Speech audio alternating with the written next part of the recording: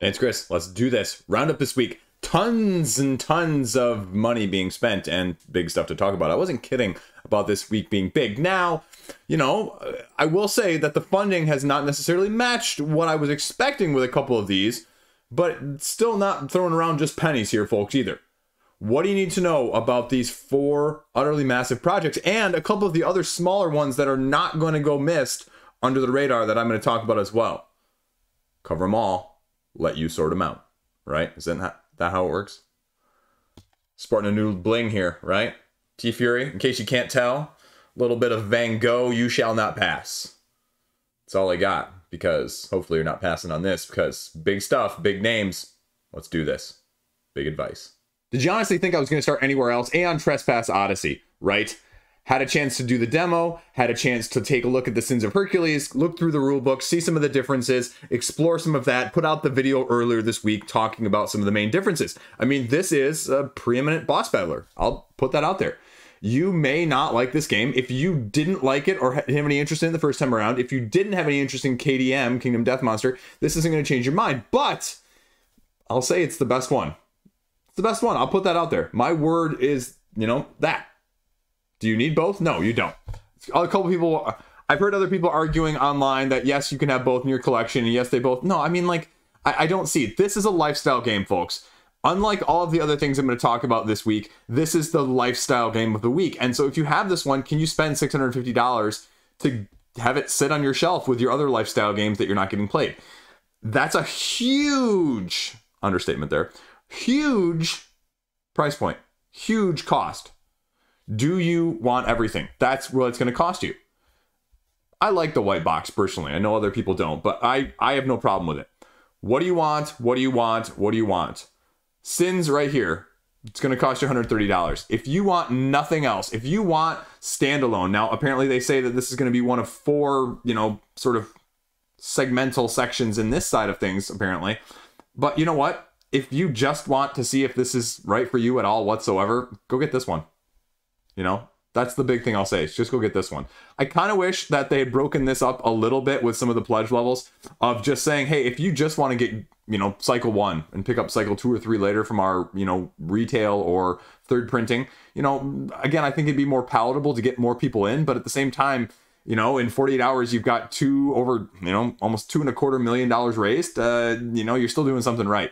And I think the big difference here with this one is that, they underpriced the first time around.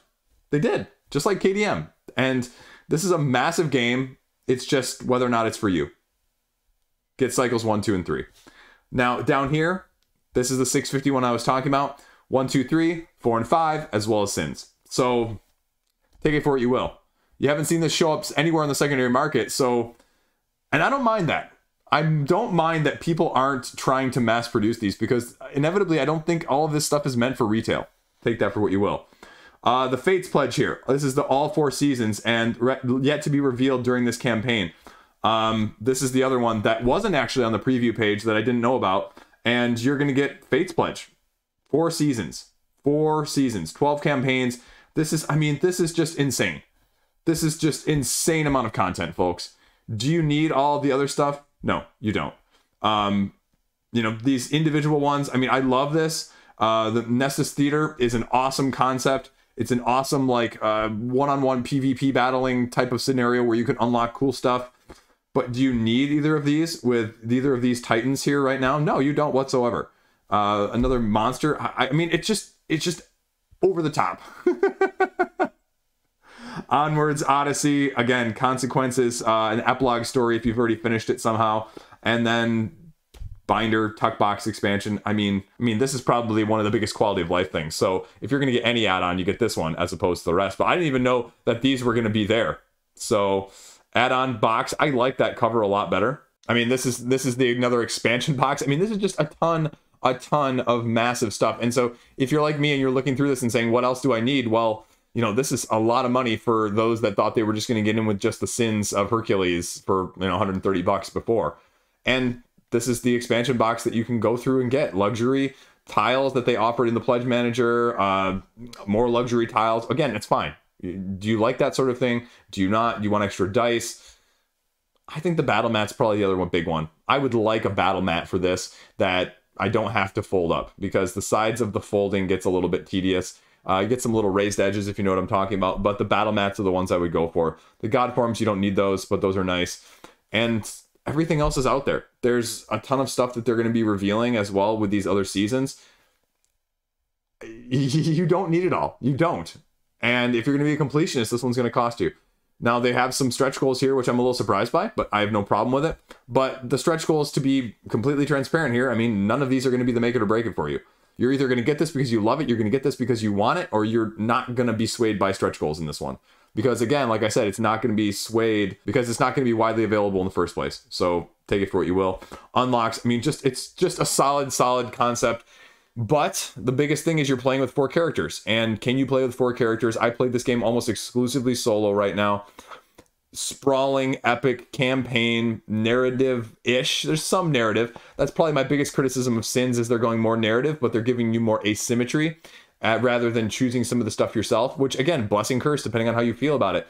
Take that for what you will. The artwork's fantastic. The mechanics are unique. They stand on the shoulders of KDM and just improve on them, in my opinion. This is just one of the biggest Kickstarter pages I've ever seen, you know, going through all of this stuff. I can't even imagine the size of box if you got every single thing on this page, what it would be coming to your front door, right? It probably wouldn't even make it through the front door, but I can't go through this without spending a whole nother 10 more minutes on it, so I'm going to leave it at this. Keep knowing that I'm scrolling down here, and I'm just not even, like, barely over halfway. I think one of these is on here. It was me. Right there, actually. That's my original review, 3-minute review. And you know what? I don't even know if my other one's on here, but my game of the year. This was my game of the year. So there you go. I don't know what else to say. I'm blabbing here at the end. There's just cool stuff everywhere. So take it for what it is. Way too much time, but you can't not talk about it because it's cool. And they're going over the top, and it shows, and they put out a solid quality product that they are strongly behind, and people are responding accordingly. There you go. Dead Cells. Scorpion Mosque. Right now, this is intriguing to me. I don't know how I feel about this one. I had to read the rulebook because the game page does not give you any sort of good flow of the game, actual mechanically speaking. $400,000. You saw it break just as I was filming this. I don't know. If this looks like Slay the Spire, it's because it has the aesthetic vibe, it has the layout, and it has similar mechanistic approach to this roguelike game. And what you mean by roguelike is you play it repeatedly until you get far enough. And you're going to die. And the tricky part with this game is you're taking a solo game and you're making it 4 players, up to 4 players. And because of that, it may lend itself well, it may not quite lend itself as well, because essentially what you're doing is you go through these biomes. Basically, you're going through these corridors, right? And there's a room, and each room has different icons on it, and you get to know, okay, what's on there, and you do everything that it says, but there's going to be some passages that are blocked. You're going to have to sort of, diverge in a fork in the road, depending on, if you have keys in the form of runes to go through, or if you've been there before, maybe you know where you want to go, because you're going to have rinse and repeat style mechanisms with a roguelike game in the first place. And so in this game, you die, you get stronger, you die, you get stronger, you die, you get stronger, you get mutations as you're going along, you're upgrading them from 3 or 4 different decks that are going to be available to you, and then you're going to build your deck builder side of things along with it.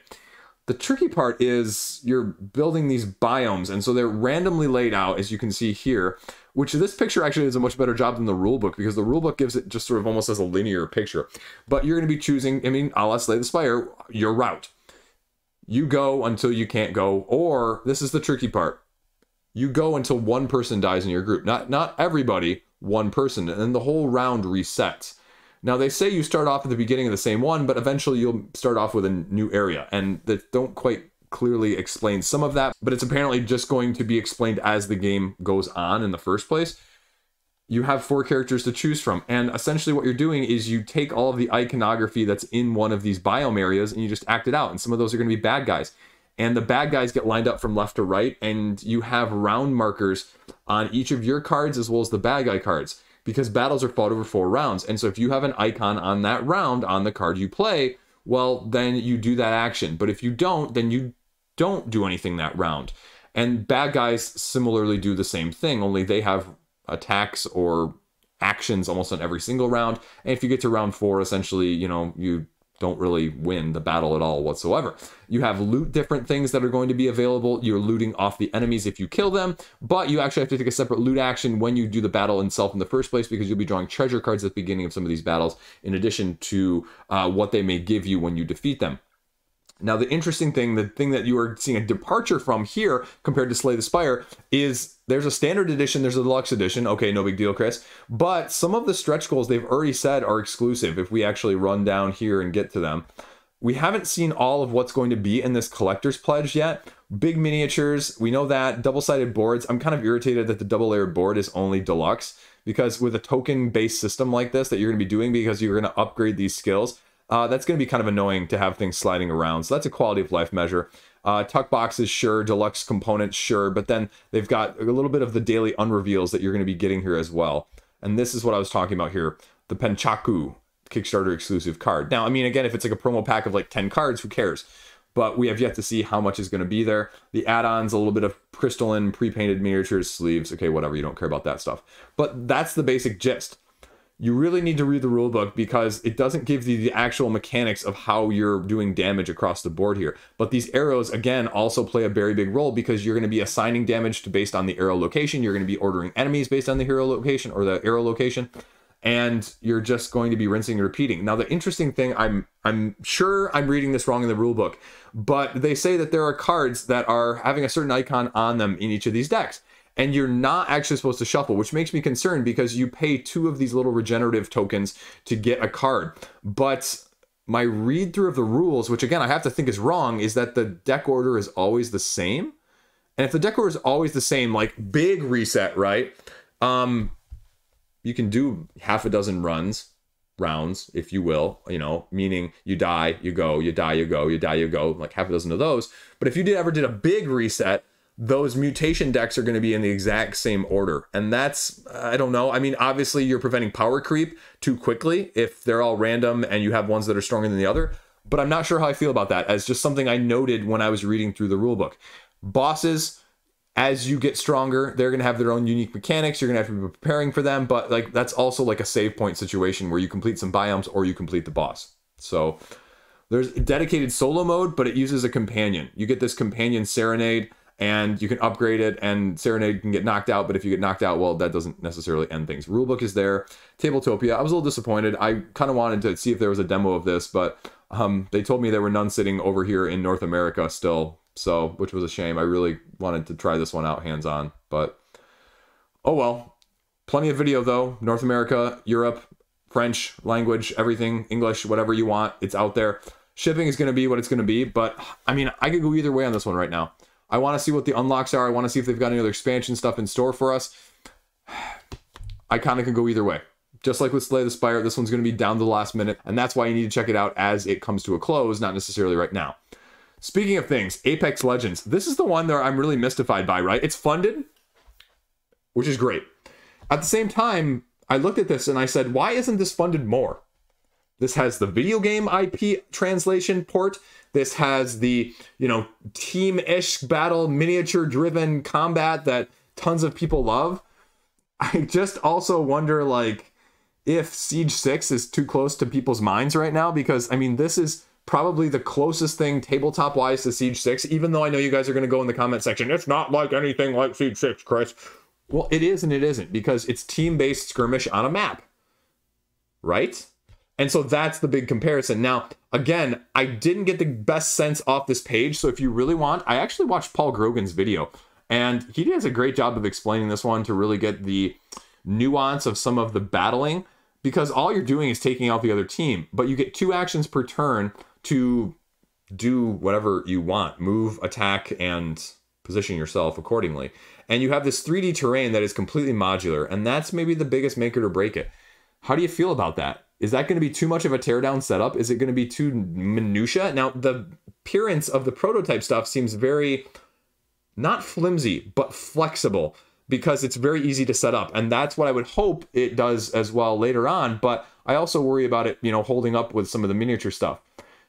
The concept is that you basically activate one team than the other. And this is a game like Guards of Atlantis 2, where it's probably ideal at 4, kind of okay at 2 if you're okay with controlling 2 people. But with this game, just like with Guards of Atlantis 2, it's designed to get the most experience out of a 4-player game, because you're not communicating and you can't tell the other person what to do, and they're going to have to react on what you're doing and how you're positioning yourself. This is a line of sight game though as well, so you need to know that. The combat system is probably the most divisive part of this game. The other issue is that if you want all of the characters, I think there's a total of 13 right now in this game, you're going to have to buy 2 expansions, including a 5 to 6 player expansion, which is kind of annoying that they market it as that, because I don't really want to play 5 or 6 players with this game, and I don't really want to. I just hate when those things are bundled together. And I know it's minutia, it's trivial, it's errata, but it's not my sort of cup of tea. Anyway, €80 pledge. Again, it's slightly more expensive than I would have guessed for the base game, but not overly expensive either. And they run you through some of what this stuff is going to be. The big issue that you need to know about the combat system, if I can find it down here. I don't know any of these characters, by the way. I've never played Apex Legends. I have no interest in it from the video game side of things. So you guys can tell me if these are all the ones you wanted, because I think they covered 13 and they're saying like, if this does really well, we'll do a season 2 like in 2 years or something. But playmats there, sleeves are there, you can get the deluxeifications, you can get the add-ons, you can get the solo all-in pledge, which is solo and the co-op expansion. I'm not really sure how a co-op would work with this. And they've got a couple big video game and other tabletop videos on here. Here's Paul's video, Gaming Rules' video, and again, it's superbly done. Each of the characters has an asymmetric 2 cards that they can be utilizing on a turn-by-turn basis, but otherwise you get the 2 actions that I mentioned.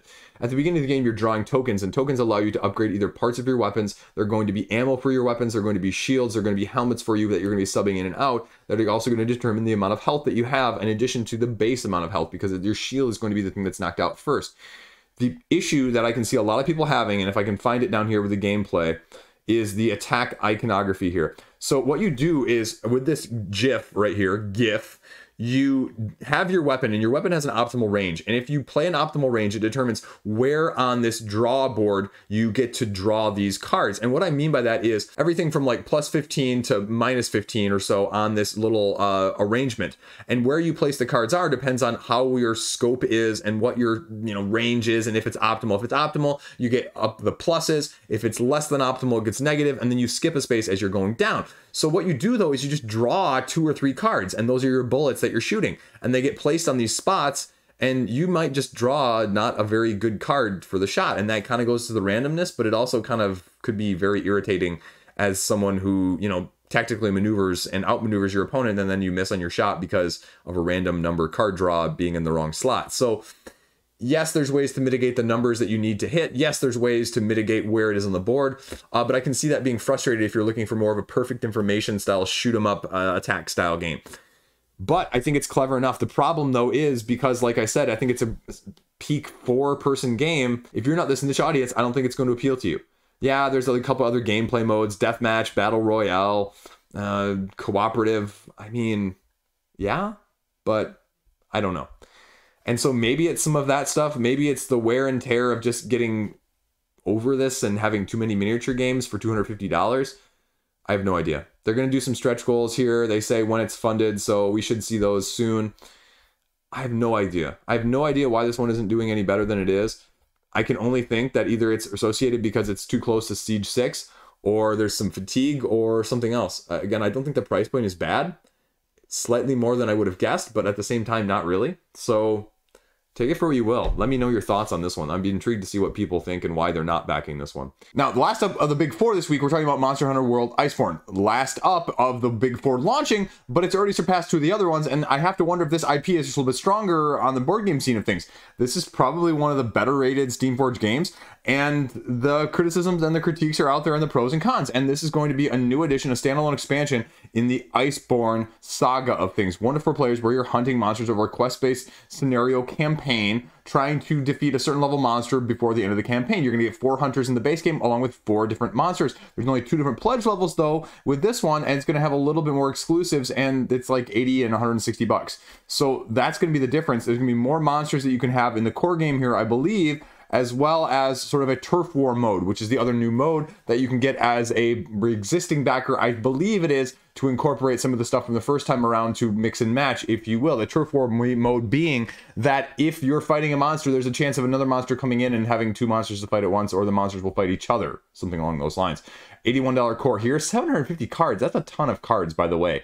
And the $161 pledge here has 1,250 cards. But you'll notice here that the extra large monsters, that's insanely bigger in terms of that, right? 4 and 7 hunters to monsters, 8 total monsters there, and 4 total monsters there. So it's about a double, you know, just straight from that standpoint, because if they do what they did a lot of the time with the expansion or the stretch goal stuff here, it's going to be a lot of the additional different types of weapon hunters that you're going to see. And there's some, I think there's a little bit of overlap, but I think you're going to see some of the other new ones as well. So run through the monsters here, run through the monsters. They show you a little bit of what the things are going to look like inside of this, as well as the new quests and everything else you need to know here. And this is some of the actual new stuff in addition to the core.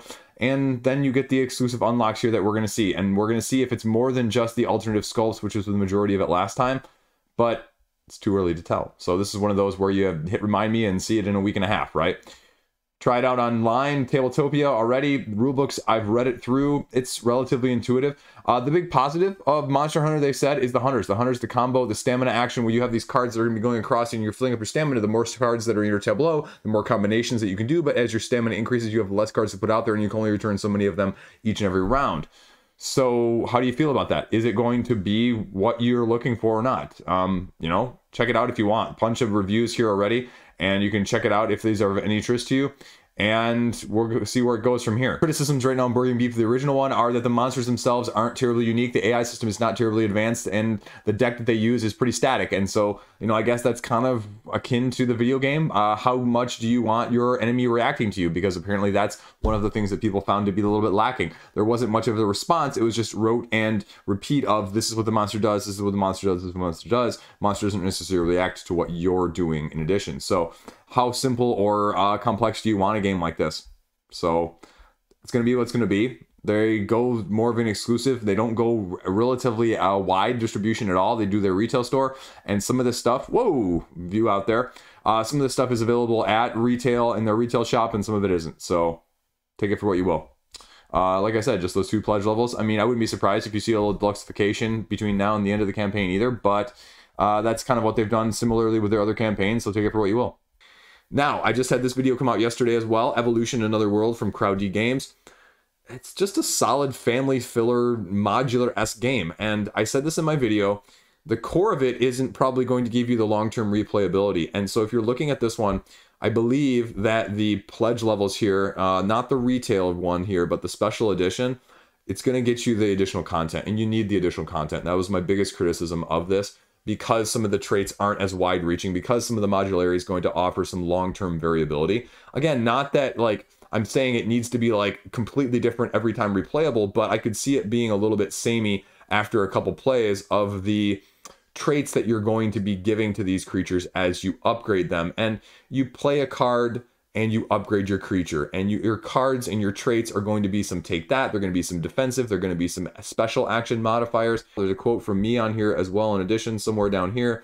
It's a smooth, solid game. It's not going to wow you. It's not going to be anyone's game of the year, but if you want something light family filler that you can play with your kids that are starting to approach the little bit older ages of beyond kids games, this is going to be fantastic because of the art aesthetic as well. I mean, that was what attracted my 9-year-old.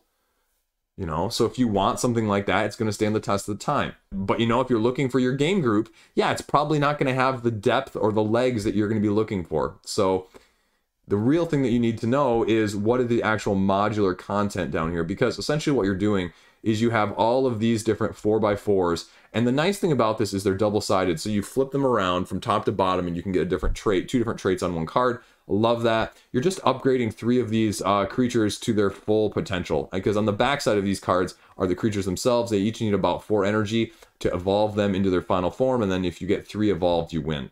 So yeah, I mean, it just does fine. Here's the exclusive stuff, 2 extra evolution cards, 16 evolution cards here, and this is probably the thing I'd say is the most appealing, having just these 16 here and these 11 here. Do you need the 5 to 6 player expansion? No, you don't. But I'd say having the additional evolution traits is going to be the biggest thing, because again, after 2 or 3 games, you know, I've seen everything after about 1 game, easily 2 games. And so, you know, it's going to be a little bit more first half of Oceans, if you will, unless you have the additional content. I like what they're doing. Take your turn, take your action, go to sleep. All animals are sleeping, end of round, gather new stuff, rinse and repeat. Doesn't take long, 20 to 30 minutes at most for one of these games. And there you go. Yeah. Check it out. It's funding. It's doing good. It's not a bad price point either for this game. Great family filler, I'd say. There you go. I don't think it's going to take you 60 minutes, though. Maybe at the 4-player count or the 5 or 6, but at the 2 or 3-player count, it's not going to take anywhere more than 20 to 30. So there you go. Evolution, another world. Now, Disrupt. I've got to make a small video about this one, too, because they sent me this one just before the crowdfunding campaign. Yeah, it's 150% funded. This is a worker placement with a little bit of manufacturing, a little bit of marketing, a little bit of just business savvy buying and selling of companies in terms of stocks and price points that you're going to be doing. It's a very twist on the Euro game style of mechanisms with the interaction, the shares, and the sharing that's going to go along with it. Because what you're going to have is you're going to have about 4 or 5 of these companies that you're going to be navigating, and all of your characters here are going to be asymmetric. But the tricky point is, depending on the player count, they actually limit which characters you can be. Like, so if you're playing with 2, you're only playing with the 2 asymmetric factions that go head to head, which is good for a balancing thing. You don't have to have all 4 be equally balanced, but they balance each other out at the higher player counts. You're going to be shifting them down this action tableau system that they've got. And this is kind of clever. I kind of like this. I haven't seen this too many other places, right? And so if you're the first person on one of these spots, you get to do all of the actions, and then you keep your person in the last spot. And as it fills up, you get less actions from going to that area, but all like 4 of these areas are going to be a little bit different, and you may want to go one way or the other. It's not a long game. I think it's only about 4 rounds that you're going through. You're slowly upgrading the availability and the price point of these shares, and you're trying to get them enough resources on the side so that they actually complete, so you can get the bonus at the end game. Rulebook is there. It's not a very difficult game to learn, but it definitely has a little bit more strategy overall than, you know, it may otherwise appear. So take that for what you will. There's enough information on this page that if you read the rulebook, you'll have no qualms about what it is entailing. I'm not quite as strong on this one as I have been about a couple of the other worker placements so far, and so I'd like to play it a little bit more to let my final thoughts sort of sink in. But ultimately, the shares are just a different concept. I really like the worker placement, like I said, with those couple different action spots you're utilizing each turn. But the dynamics of the shares, it reminds me of why I necessarily don't do 18xx or some of those other railroad style games that utilize the share mechanism, because my brain just doesn't quite work the same in that sense. Wow, that's a lot of videos. Holy crap. So yeah, there's enough video content there. Maybe they don't even need mine, but I'll try and get it out anyway. Triple Meeple, 150% funded. What's the price point actually on this one? I didn't even look. Yeah, a little bit of a deluxe Euro, $50. Okay, there you go. Disrupt. Economic Euro worker placement. Check it out. Now we're going to talk about Table Golf Association. This is the family edition. You probably missed it as well. I dropped it the same day as the Aeon's End. I rarely do that, but 2 videos the same day. This is Golf the board game as a dexterity game, and they're already almost funded for $35,000. This is a tough game, folks. This is an incredibly tough game. I almost titled my video the hardest dexterity game you ever play, because it's enough to make you throw your clubs in the water style of game, right? Because of how you can set these tiles up, because of what you can do, and because you're flicking and not pushing. Like in my video, I actually talk about the difference between flicking and pushing. Like, this looks really simple, but these ball bearings with a little plastic container around them slide incredibly efficiently and way too far sometimes if you're not incredibly delicately pushing them with a flicking motion. But you can also use little plastic putters, which is actually much better, personally speaking. But you just design the course however you want. And see all these hazards? Yeah, they're there for a reason. Because the little hill things here that you can see with the arrows, you actually push you into hazards a bunch. And you can be really mean if you want to play it like that. There's an element of weather and wind that you can incorporate. There's some asymmetric cards that you can give yourself an asymmetric power of if you want to slice or dice or fade, however you want to do that. I personally, you know, when I said in my video, I think the family edition here has the cardboard tokens, I think is what they're going for here component wise. But I think when I said this in my video, you know, the big thing I see, especially with playmats or the rise of playmats, is it gets rid of the edge on some of these boards that ends up getting flayed or frayed when you're folding them so often. And so that would be my fear with these tiles, is that as they're getting used and as you're stacking them and as you're rubbing them against each other, you're going to have one edge that's going to get slightly flayed. And if you've ever had that one of these flicking games, it completely screws things up. And then, you know, that tile in this case could be completely unusable. So the wood actually is tremendous. And I wouldn't buy it at a lower level, because I would say that this is one where deluxeification is actually going to matter, and you're going to get what you pay for in this one. You might not want to hear that with this one, but you go the more expensive, you don't get these cardboard tiles. I hate to say that. You go the more expensive, you get the actual wooden tiles here. So yeah, you make your own holes, make the course as long as you want, get some asymmetric stuff, triple threat tiles here. That's new. Didn't have any of those. Yeah. Otherwise, I like actually some of these tiles better, because I thought in the base game maybe there were a little bit too many of the ones with arrows that were leading into other areas, especially with the hazards. Just made it incredibly difficult. But this is going to have no trouble funding. And if it's your ilk, great. If it's not your ilk, well, this isn't going to change your mind either. So, Table Golf Association. Next up, we're going to go to GameFound here for a second. Skytier Horde, the Monoliths standalone expansion here. You know, I reviewed the first one. I thought it was a great solo game. I'm not a huge solo gamer, so I can't necessarily give this a huge comparison to other solo games out there, but it's a lane battling solo builder, and it just works. Card battling, yeah, I mean, it really does feel like one of those games where it's a one-player Hearthstone-esque game. And the real question is, which one do you need? And that'd be my big concern, is that do you really need the first edition, or you just get the second edition? Tower defense, lane building, lane battling. It's true solo. You can play it cooperative. You can play a little competitive. Pre-made decks that allow you to also make your own in addition. And you're going up against different alliances, different expansions, different hordes. Combine them however you want in some of that way. And so you're going to get plenty of stuff. That's never an issue here, especially with these, like I said, the combinations that are available. It's cool. It's straightforward. This is probably going to be one of the best solo games that you're going to see over the last year or two. That's going to fly under the radar too. I'll put that out there. Those are my words. I'm sticking to them. Is it going to be for you though? Yeah, check it out. Give this one a look-see. I know, generic fantasy card deck battle builder, but this one actually deserves it. This one deserves a look for you to know. And look at this gameplay all in, folks. This gameplay all in for the new stuff. It's only like $50. That's not bad. That's actually really good, all things considered. And they didn't throw unnecessary miniatures in there. They didn't throw a bunch of that stuff in there. They gave you the pledges comparison. Monolith's retail box is only going to be available in retail, so you can see a little bit of what's going to be different. If you want to get some of the other stuff, yeah, you can do it. But here's the deluxeifications that you're going to be getting. It's not anything you need necessarily either. So, yeah. Good, very, very solid game. If you're a solo player and you haven't checked this one out, I highly recommend it. That's how much I recommend this one, because having my copy now, yeah, I can easily say that. Is it going to be for you, though? If you're not a solo gamer, your mileage may vary. This one's probably not going to convert you either, but it's probably one of the more accessible solo games that I've played in the last year or two. So take that for what you will. But I kind of like the fact that they went with true solo and stuck with it. So a lot of kudos there. There you go, Skytier Games. Detective Saints and Sinners. Van Riders put out another one. This one's completely flying under the radar. I didn't know about this until like a week before the campaign here, and they got $60,000. But I'm going to make an argument that because this only has $60,000, it didn't make the top little 6 here on the GameFound page, because they're only doing anything that broke 6 figures, except for Chai Garam for some reason. And I'm going to make the argument here that this is suffering from lack of exposure, lack of Kickstarter. If this was on Kickstarter right now, I guarantee you this would have 2 to 3 times the money. GameFound just doesn't get the traffic. And especially if you don't make that top 6, it really doesn't make the traffic at all on GameFound.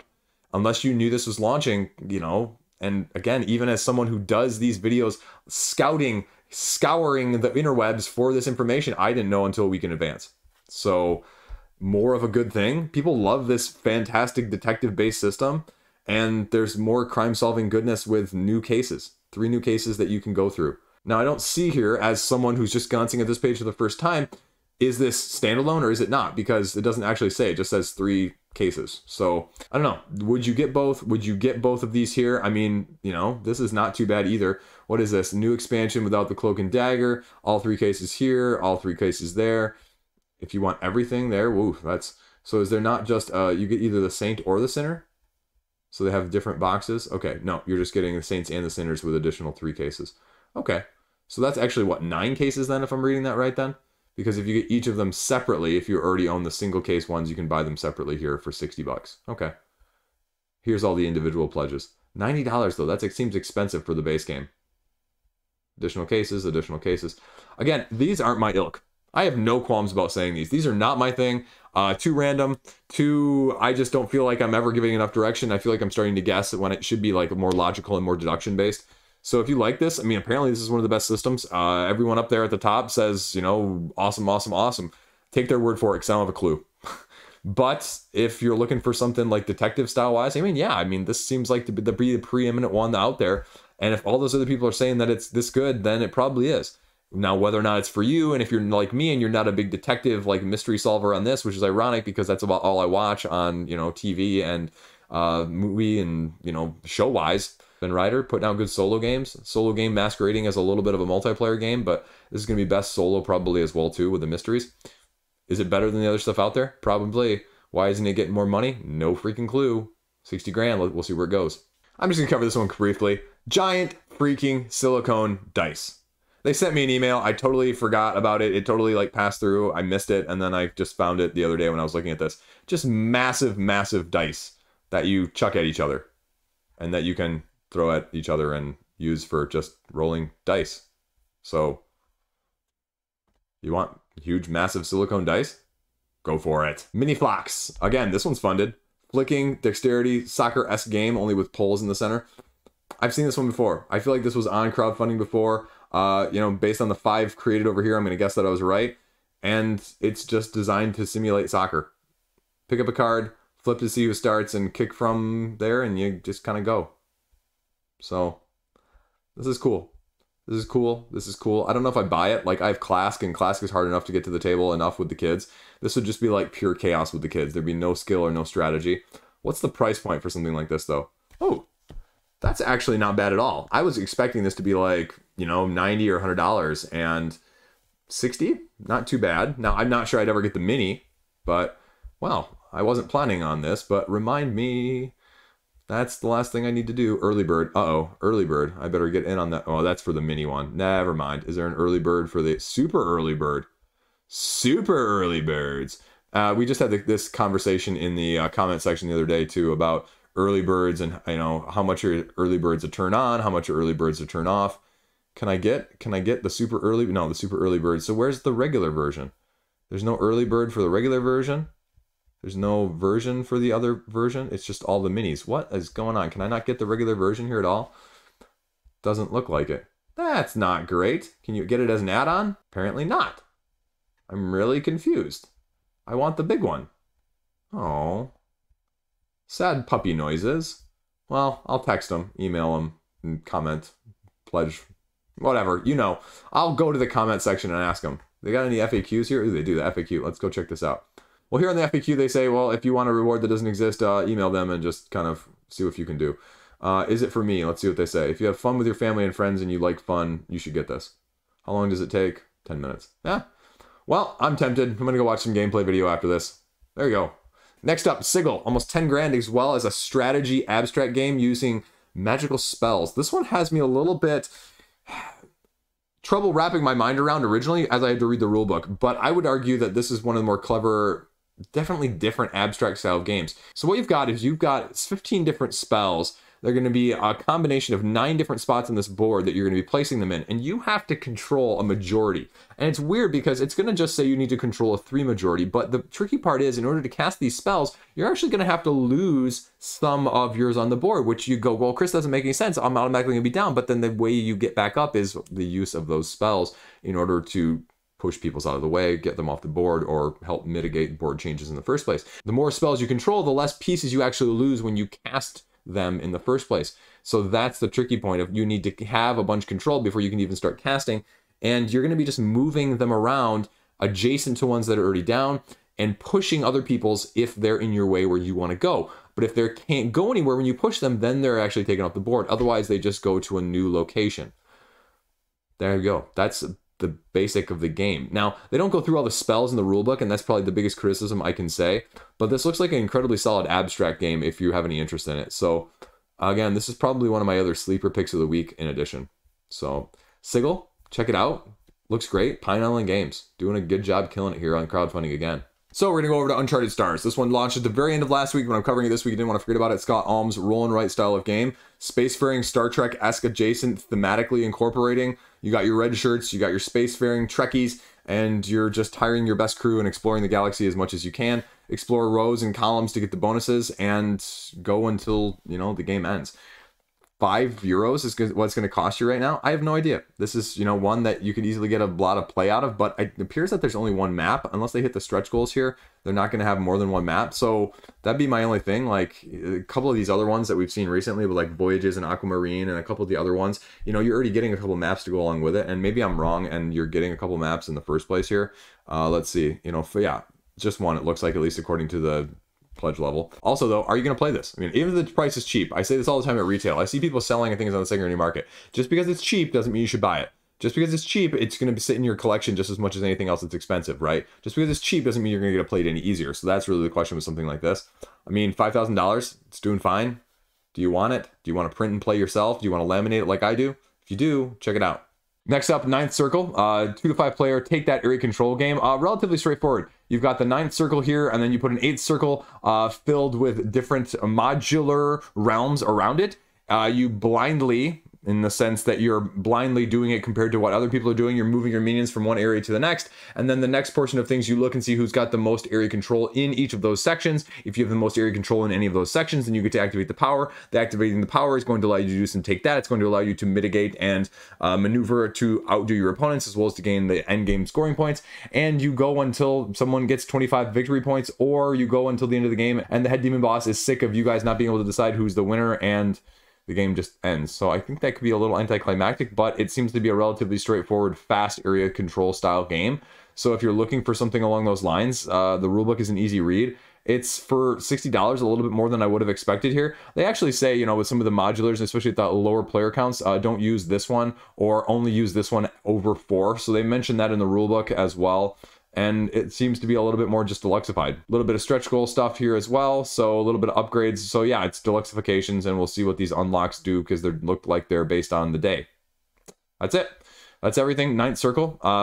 Lighter style. If you're looking for a little area control, take that. I mean, it's a little bit of chaos, and, you know, in the Ninth Circle of down there. So take that for what you will. Last up this week, Chiefdom, worker placement roll and write game.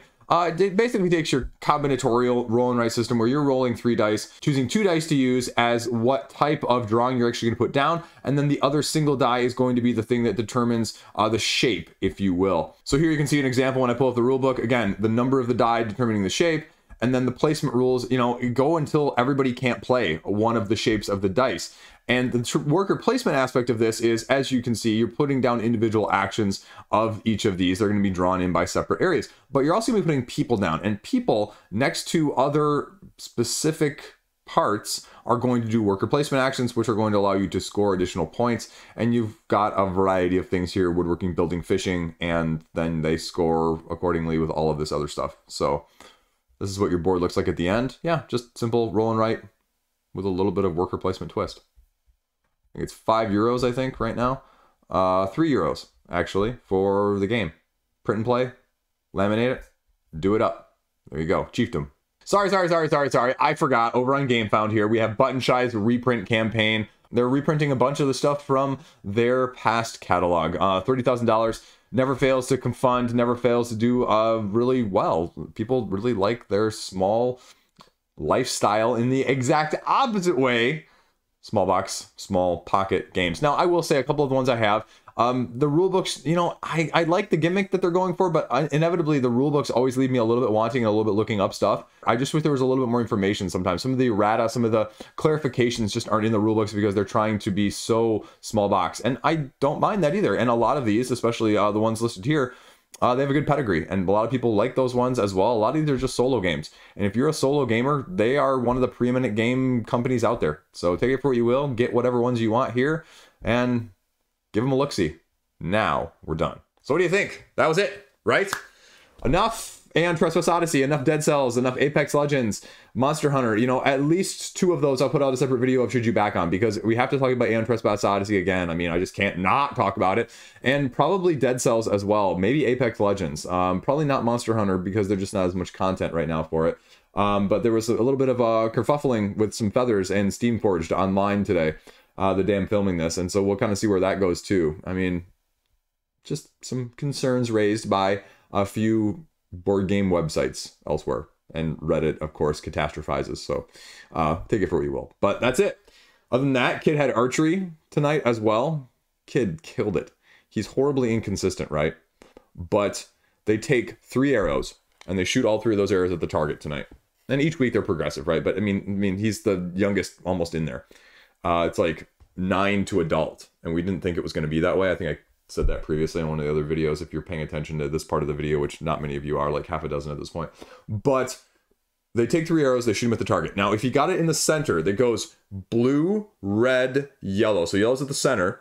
If you got it in the yellow, then they allowed you to take all your arrows down. They hung up a balloon, and you got 1 arrow to shoot in front of the rest of the class. I mean, simultaneously, but not everyone was hitting the yellow even. So like maybe like a third of the people were hitting the yellow every time. So like a third of the people hit balloons.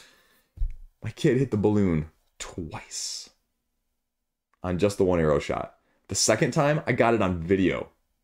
Kid was ecstatic. You know, just absolutely over the moon, right? Which made me, of course, like beaming. Like, I could not be prouder. Like, this is the kid that does not want to do the sport stuff. And for him to be able to do that and see like, okay, I can do this.